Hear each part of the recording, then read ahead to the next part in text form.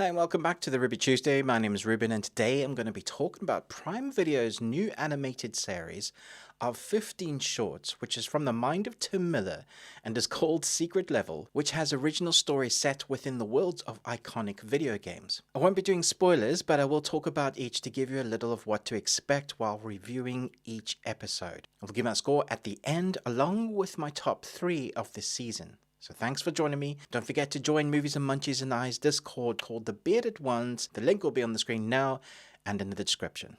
Let's jump in. Episode 1 is a Dungeons & Dragons episode. Right out of the gate, Secret Level delivers a masterclass in fantasy animation. The dragons are breathtaking.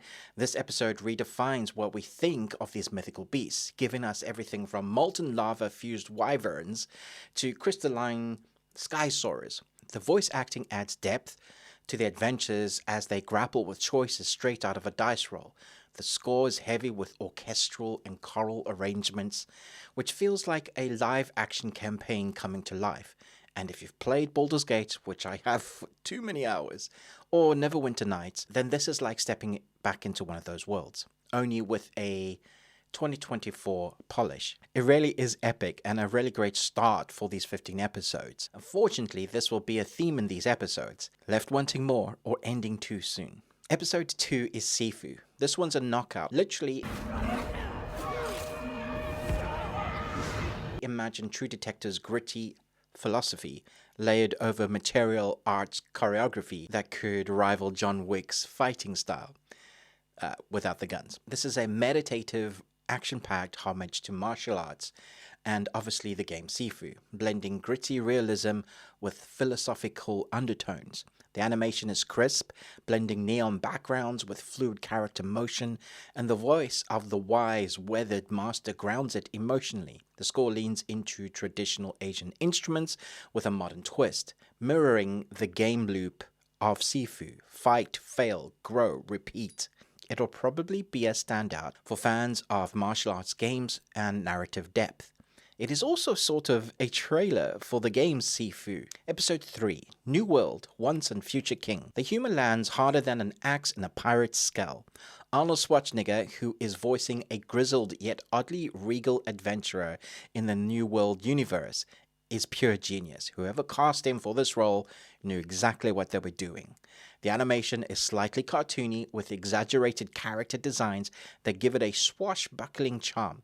It's got echoes of a Sea of Thieves. The voice cast, including Stephen Pacey as Arnie's only friend and loyal subject, adds charm to a story of misplaced loyalty and daring adventure. This one was surprisingly funny and yet had a great message. Also, Arnie should do more animation.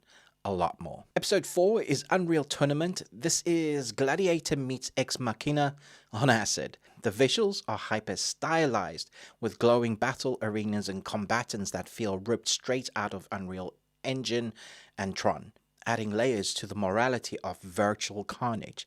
The techno score is excellent and elevates the atmosphere and tone. It's a love letter to anyone who spent sleepless nights fragging their friends in the original UT, but also tells a similar story to that of a short-circuit movie crossed with Skynet. It's a really great combination of some exhilarating rebellion-birthed action and out of the horror that mankind conflict on those that they deem lesser than. Interesting story, complex design, fantastic action watching. Episode 5 is Warhammer 40,000 and They Shall Know Fear. This is intense, personal, emotional.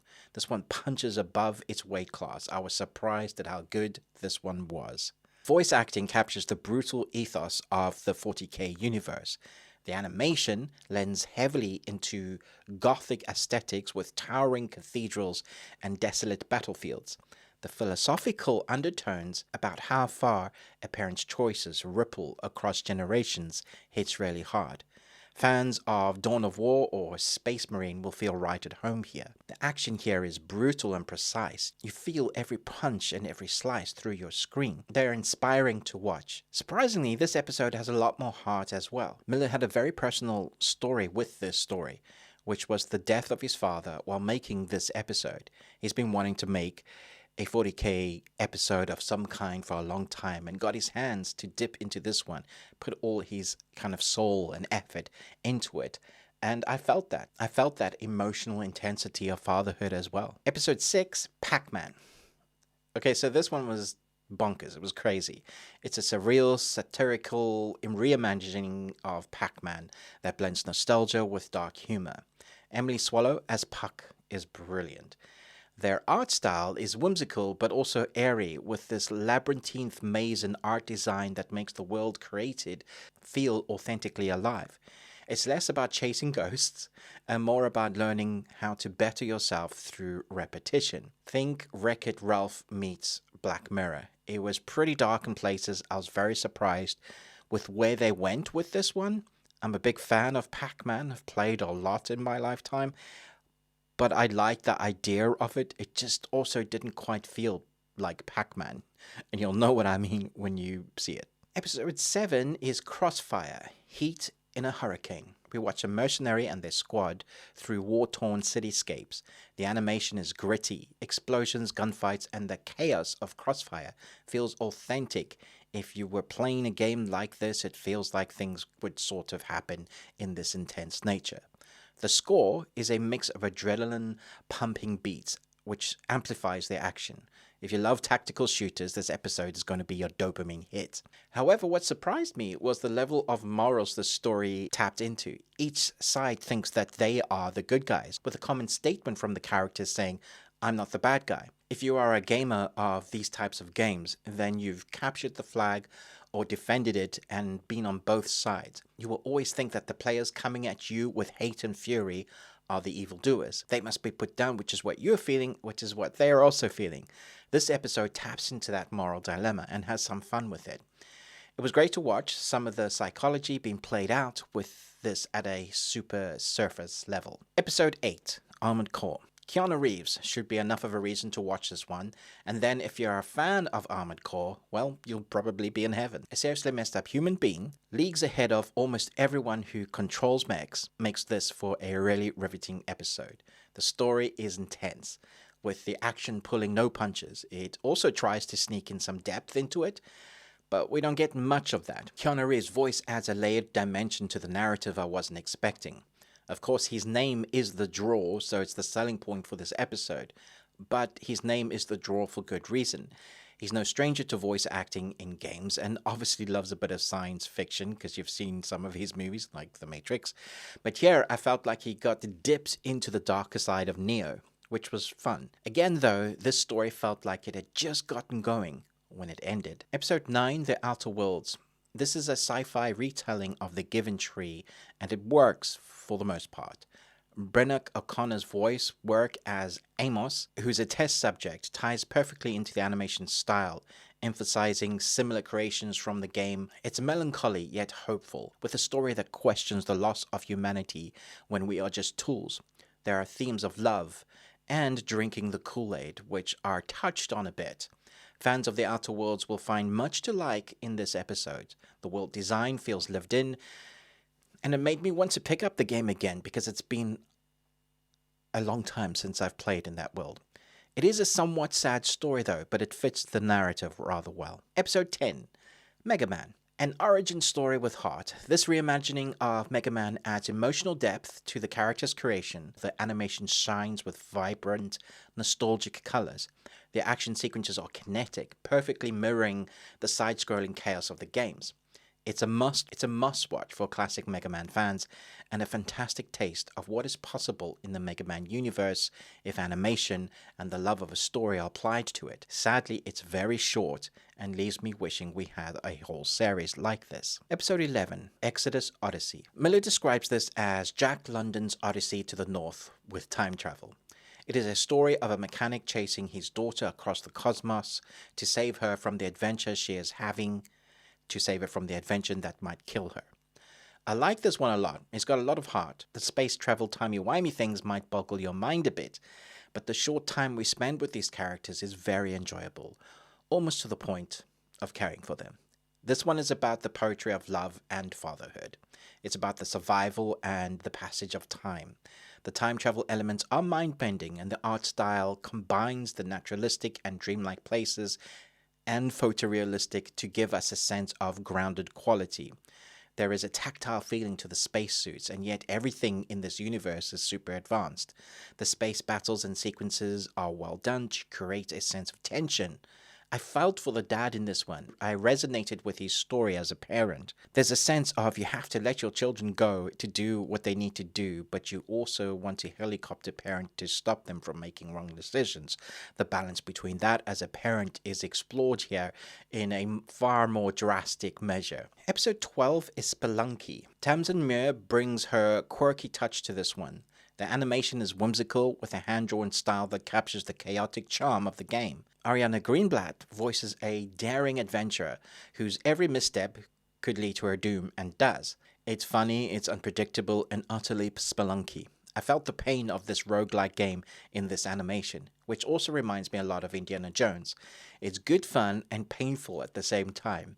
The theme of learning from your mistakes is fantastic, with some beautiful character designs and artwork to set the mood for cave diving adventures. Episode 13, Concord. A farewell to freedom fighters in a galactic rebellion. Leo Harvey plays Captain Cassidy in this poignant tale that's Guardians of the Galaxy meets Thelma and Louise, according to Miller at least, and I kinda agree. The animation is cinematic with sweeping space vistas and tight-knit character moments. It's heartfelt with plenty of explosions, so it's action but has heart, again, kind of like Guardians. I wish we had a series of this one particularly, which is a significant problem for the whole series, but I'll talk about that at the end. The characters don't get much time to shine, but what we do get is fantastic. Each character has unique defining characteristics that make them individual enough to be fascinating and even more interesting to see how they work together as a rugged band of pirates who seem to want nothing more than the score of their next heist. But that's the whole point of this episode. What's more valuable, the people you can trust or the treasure for your next score?